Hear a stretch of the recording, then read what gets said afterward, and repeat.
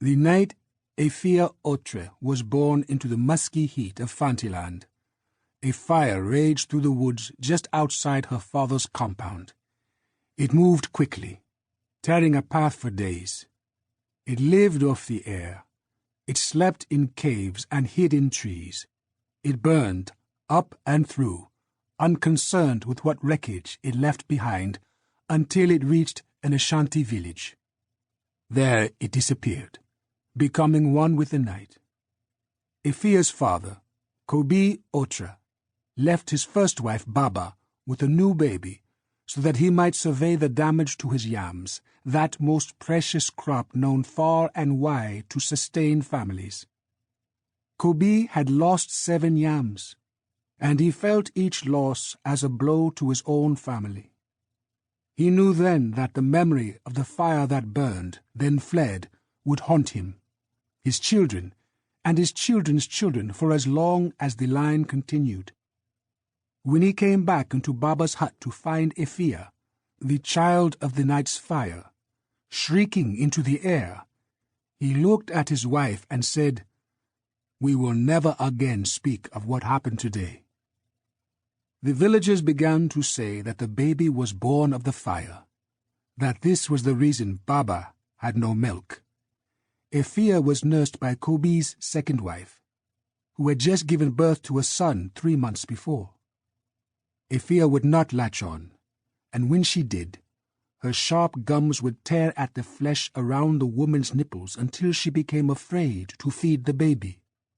Because of this, Effia grew thinner, skin on small bird-like bones, with a large black hole of a mouth that expelled a hungry cry which could be heard throughout the village.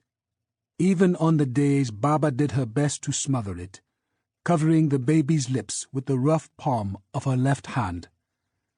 "Love her," Kobi commanded, as though love were as simple an act as lifting food up from an iron plate and past one's lips. At night, Baba dreamed of leaving the baby in the dark forest so that the god Inyami could do with her as he pleased. Effia grew older. The summer after her 3rd birthday, Baba had her first son.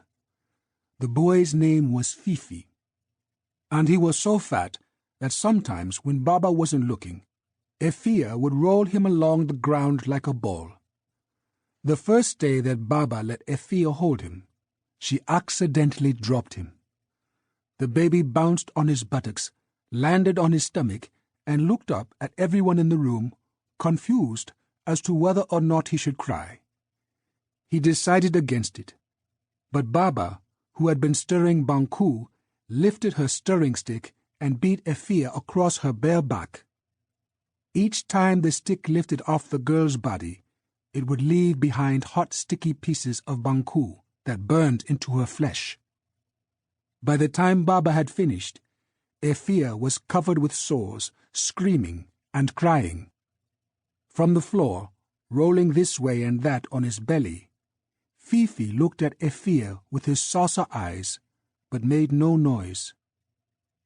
Kobi came home to find his other wives attending to Effia's wounds and understood immediately what had happened. He and Baba fought well into the night. Effia could hear them through the thin walls of the hut where she lay on the floor, drifting in and out of a feverish sleep. In her dream, Kobi was a lion, and Baba was a tree. The lion plucked the tree from the ground where it stood and slammed it back down. The tree stretched its branches in protest, and the lion ripped them off one by one. The tree, horizontal, began to cry red ants that traveled down the thin cracks between its bark. The ants pooled on the soft earth around the top of the tree trunk. And so the cycle began. Baba beat Effia. Kobi beat Baba. By the time Effia had reached age 10, she could recite a history of the scars on her body. The summer of 1764, when Baba broke yams across her back. The spring of 1767, when Baba bashed her left foot with a rock, breaking her big toe so that it now always pointed away from the other toes.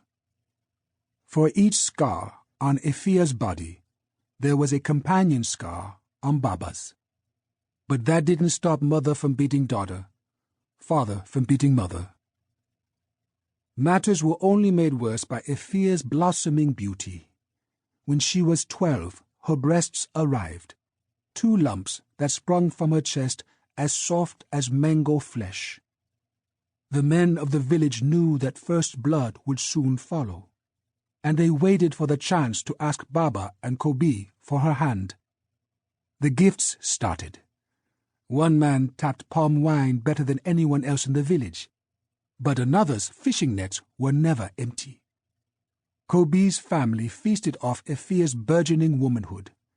Their bellies, their hands, were never empty.